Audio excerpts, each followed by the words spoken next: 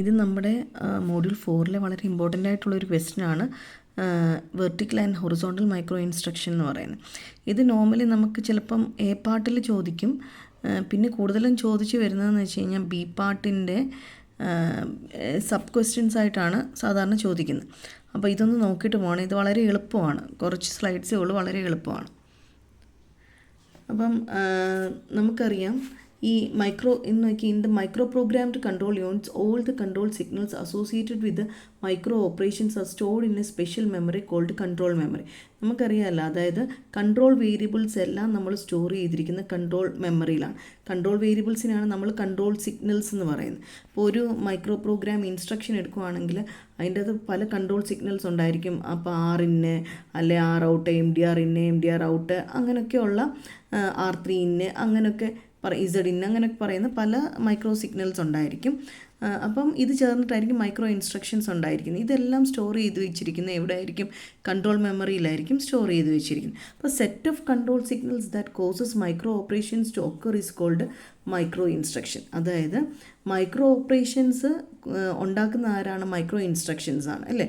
അതായത് micro instructions വെച്ചിട്ടല്ലേ നമ്മൾ micro operations ചെയ്യുന്നത്. അപ്പോൾ ഈ മൈക്രോ ഇൻസ്ട്രക്ഷൻസ് എന്ന് പറയുന്ന സെറ്റ് ഓഫ് കൺട്രോൾ സിഗ്നൽസ് ആണ്.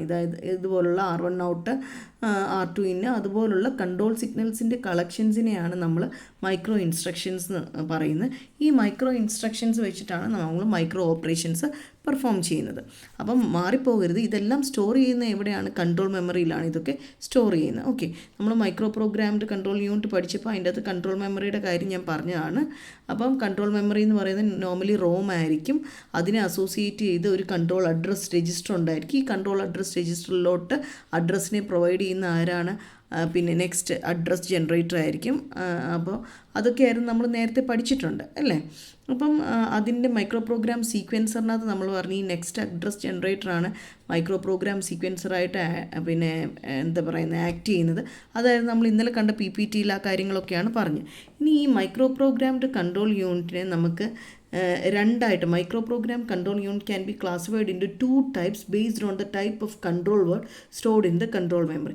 ഈ കൺട്രോൾ മെമ്മറിയിൽ സ്റ്റോർ ചെയ്തിരിക്കുന്ന കൺട്രോൾ വേർഡിനനുസരിച്ച് നമ്മൾ ഈ മൈക്രോ പ്രോഗ്രാംഡ് കൺട്രോൾ യൂണിറ്റിനെ നമ്മൾ രണ്ടായിട്ട് തന്നെ ക്ലാസിഫൈ ചെയ്തിട്ടുണ്ട്. Horizontal micro programmed control unit എന്നും vertical micro programmed control unit എന്നും. അപ്പോൾ അങ്ങനെ പറയാൻ കാരണം എന്ന് വെച്ച് കഴിഞ്ഞാൽ നമ്മുടെ കൺട്രോൾ മെമ്മറിയിൽ സ്റ്റോർ ചെയ്തിരിക്കുന്ന കൺട്രോൾ വേർഡുകളിൽ പിന്നെ എന്താ ഹൊറിസോണ്ടൽ മൈക്രോ ഇൻസ്ട്രക്ഷൻ ആണെങ്കിൽ അത്തരത്തിലുള്ള കൺട്രോൾ യൂണിറ്റിനെ നമ്മൾ പറയുന്നത് horizontal micro programmed control unit എന്ന്.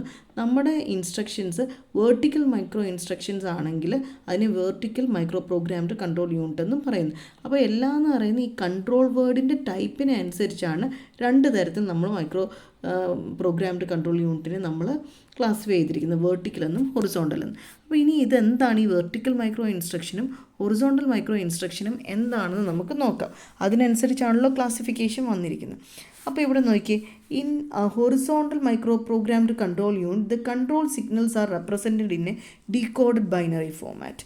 ഓക്കെ, അപ്പോൾ എപ്പോഴും ശ്രദ്ധിക്കേണ്ടത് ഹൊറിസോണ്ടൽ മൈക്രോ പ്രോഗ്രാമിലാണെങ്കിൽ നമ്മുടെ കൺട്രോൾ സിഗ്നൽസ് എന്ന് പറയുന്നത് എപ്പോഴും നമ്മുടെ മൈൻഡിലുണ്ടായിരിക്കണം. ഈ എന്താണ്, ഒരു ഇൻസ്ട്രക്ഷനകത്താണ് കൺട്രോൾ സിഗ്നൽസ് വരുന്നത്. ഒത്തിരി കൺട്രോൾ സിഗ്നൽസ് വരും, R1 ഔട്ട്, R2 ഇന്, അതുപോലുള്ള. അപ്പോൾ ഈ കൺട്രോൾ സിഗ്നൽസിനെ റെപ്രസെൻറ്റ് ചെയ്തിരിക്കുന്ന ഡീകോഡഡ് ഫോമാറ്റിലായിരിക്കും ഹൊറിസോണ്ടൽ മൈക്രോ പ്രോഗ്രാമിനകത്ത്. വെർട്ടിക്കലിനകത്താണെങ്കിൽ അതിന് എൻകോഡഡ് ഫോമാറ്റിലായിരിക്കും റെപ്രസെൻറ്റ് ചെയ്തിരിക്കും. ഹൊറിസോണ്ടലിലാണ് ഡീകോഡഡ് ബൈനറി ഫോമാറ്റിൽ. ഇപ്പോൾ സപ്പോസ് നമ്മുടെ ഒരു സിസ്റ്റത്തിനകത്ത് ടോട്ടൽ N കൺട്രോൾ സിഗ്നൽസ് ഉണ്ടെന്ന് വിചാരിക്കുക. അങ്ങനെയാണെങ്കിൽ ഒരു മൈക്രോ ഇൻസ്ട്രക്ഷൻസിനെ റെപ്രസെൻറ്റ് ചെയ്യാനായിട്ട് നമുക്ക് N ബിറ്റ് വേണമെന്നാണ് പറഞ്ഞിരിക്കുന്നത്. അതായത് നമ്മുടെ ഒരു സിസ്റ്റത്തിൽ N കൺട്രോൾ സിഗ്നൽസ് ഉണ്ടെങ്കിൽ നമുക്കൊരു മൈക്രോ ഇൻസ്ട്രക്ഷനകത്ത് N ബിറ്റ് വേണമെന്നാണ് പറഞ്ഞിരിക്കുന്നത് ഈ കൺട്രോൾ സിഗ്നൽസിനെ റെപ്രസെൻറ്റ് ചെയ്യും. ഇപ്പോൾ ഈ മൈക്രോ ഇൻസ്ട്രക്ഷൻ്റെ ഒരു ഫോമാറ്റാണ് ഇവിടെ കാണിച്ചിരിക്കുന്നത്. ഈ മൈക്രോ ഇൻസ്ട്രക്ഷനെ 2 പാർട്ടായിട്ട് നമ്മൾ ഡിവൈഡ് ചെയ്തിരിക്കുന്നു. ഈ N ബിറ്റ് എന്ന് പറയുന്ന കൺട്രോൾ സിഗ്നൽസിനെ റെപ്രസെൻറ്റ് ചെയ്യാനും ബാക്കിയുള്ളത് നെക്സ്റ്റ് അഡ്രസ് ഫീൽഡിലുമാണ് നമ്മൾ യൂസ് ചെയ്യുന്നത്. എൻ ബിറ്റുകൾ കൺട്രോൾ സിഗ്നൽസിനെ റെപ്രസെൻറ്റ് ചെയ്യാനും ബാക്കിയുള്ള നെക്സ്റ്റ് അഡ്രസ് ഫീൽഡിനുമായിട്ടാണ് യൂസ് ചെയ്യുന്നത്. ഒരു മൈക്രോ ഇൻസ്ട്രക്ഷനെ രണ്ടായിട്ട് നമ്മൾ തിരിച്ചിരിക്കുന്നു. ഏതിലാണ്? ഹൊറിസോണ്ടലിനകത്ത്. അതിനകത്ത് ടോട്ടൽ ഒരു സിസ്റ്റത്തിൽ n കൺട്രോൾ സിഗ്നൽസ് ഉണ്ടെങ്കിൽ n ബിറ്റ് വേണം നമുക്ക് മൈക്രോ ഇൻസ്ട്രക്ഷൻസിനകത്ത് കൺട്രോൾ സിഗ്നൽസിനെ റെപ്രസെൻറ്റ് ചെയ്യുക. അതായത് 1 ബിറ്റ് ഫോർ 1 കൺട്രോൾ സിഗ്നൽ. അത് അപ്പോൾ n കൺട്രോൾ സിഗ്നൽസ് ഉണ്ടെങ്കിൽ n ബിറ്റ് വേണം നമുക്ക് മൈക്രോ ഇൻസ്ട്രക്ഷനകത്ത്.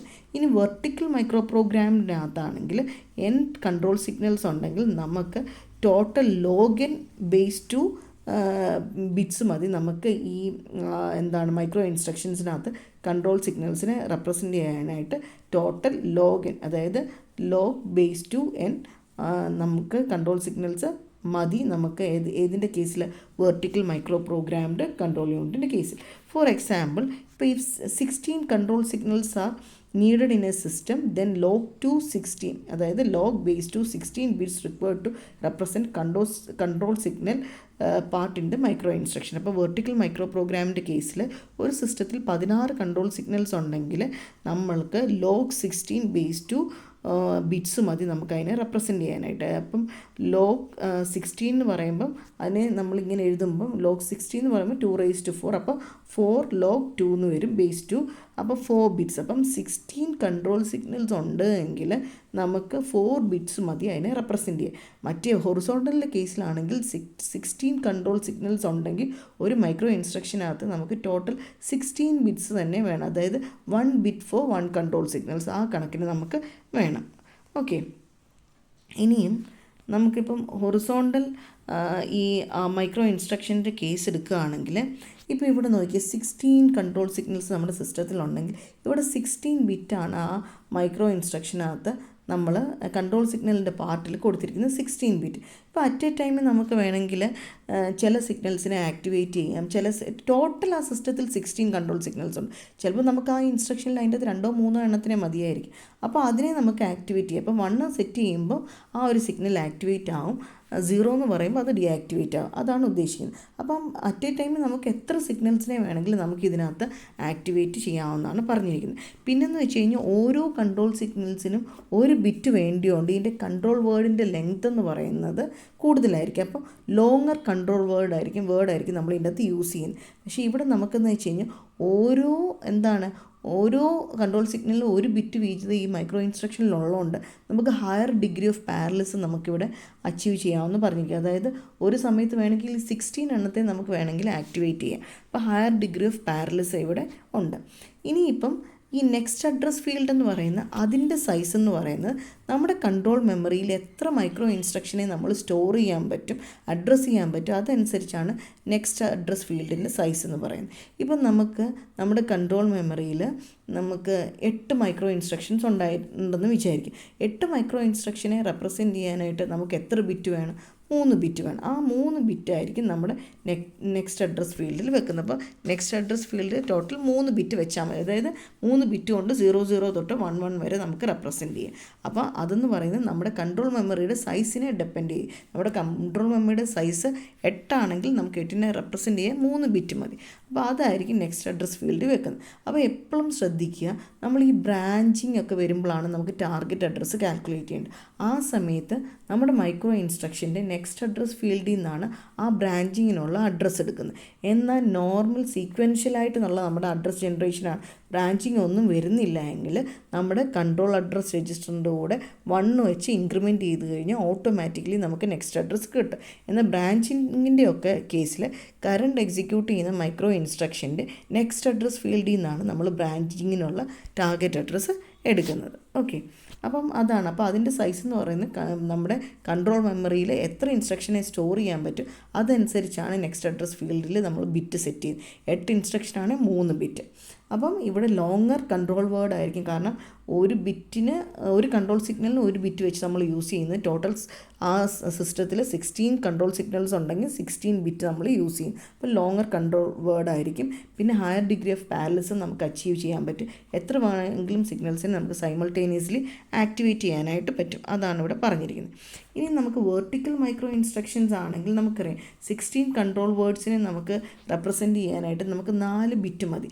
അപ്പോൾ എന്താണെന്ന് വെച്ച് കഴിഞ്ഞാൽ ഈ ഒരു കേസിൽ അവിടെ നോക്കിയേ, ഈ കൺട്രോൾ വേർഡിൻ്റെ ഇവിടെ നോക്കിയാൽ ഇൻസ്ട്രക്ഷൻ്റെ ലെങ്ത് കണ്ടോ, ഇൻസ്ട്രക്ഷൻ്റെ ലെങ്ത് ഇവിടെ കുറയുന്നു. കാരണം മറ്റേടത്ത് 16 ബിറ്റ്സ് വേണമായിരുന്നു കൺട്രോൾ സിഗ്നൽസിൻ്റെ പാർട്ടിൽ. ഇവിടെ ആണെങ്കിൽ എന്ത് ചെയ്യുന്നത്, നമുക്ക് 4 ബിറ്റ് മതി. പക്ഷേ ഇവിടെ എക്സ്ട്രാ ആയിട്ട് ഒരു അഡീഷണൽ ഹാർഡ്വെയർ ഉണ്ട്, ഒരു ഡീകോഡർ സിസ്റ്റം ഉണ്ട്. അത് വെച്ചിട്ടാണ് നമ്മൾ 16 അഡ്രസ്സുകളെ 16 കൺട്രോൾ സിഗ്നൽസിനെ നമ്മൾ ജനറേറ്റ് ചെയ്യുന്നത്. പക്ഷേ അറ്റ് എ ടൈം നമുക്ക് ഒരു കൺട്രോൾ സിഗ്നലിനെ ജനറേറ്റ് ചെയ്യാൻ പറ്റത്തുള്ളൂ. പിന്നെ ഈ ഡീകോഡറിൻ്റെ ഇതനുസരിച്ച് ആ ഡീകോഡറിലോട്ട് വരുന്ന ബിറ്റുകളുടെ അനുസരിച്ച് നമുക്ക് മാറി മാറി നമുക്ക് കൺട്രോൾ സിഗ്നൽസിനെ സെലക്ട് ചെയ്യാനായിട്ട് പറ്റും. അതായത് ഇപ്പം 4 ബിറ്റിൽ 4 എണ്ണം 0 ആണെങ്കിൽ ആദ്യത്തെ കൺട്രോൾ സിഗ്നൽ, പിന്നെ അതിൻ്റെ ഒരെണ്ണം 1 ആണെങ്കിൽ ഫസ്റ്റ് 1 ആണെങ്കിൽ രണ്ടാമത്തെ കൺട്രോൾ സിഗ്നൽ. അങ്ങനെ നമുക്ക് 16 കോമ്പിനേഷൻസും ഇതിനകത്തുനിന്ന് ഉണ്ടാക്കിയെടുക്കാൻ പറ്റും. പക്ഷേ ഡീകോഡർ അറ്റ് എ ടൈം ഒരു ഔട്ട് ഓഫ് 16 ഔട്ട്പുട്ട്സിൽ ഒരെണ്ണത്തിനാണ് സെലക്ട് ചെയ്യുന്നത്. അപ്പോൾ ഇവിടുത്തെ ഒരു അഡ്വാൻറ്റേജ് എന്ന് പറഞ്ഞാൽ ഇൻസ്ട്രക്ഷൻ്റെ ലെങ്ത് ഷോർട്ടർ ആയിരിക്കും. Instead of 16 bits we need only 4 bits for representing the control signals. ഇനി നെക്സ്റ്റ് അഡ്രസ് ഫീൽഡിൽ ആ സെയിം ഞാൻ പറഞ്ഞ പോലെ തന്നെ കണക്കാണ്. പിന്നെ ഇവിടെ എന്ന് വെച്ച് കഴിഞ്ഞാൽ ഡിഗ്രി ഓഫ് പാരലിസം എന്ന് പറയുന്നത് ഇവിടെ കുറവായിരിക്കും.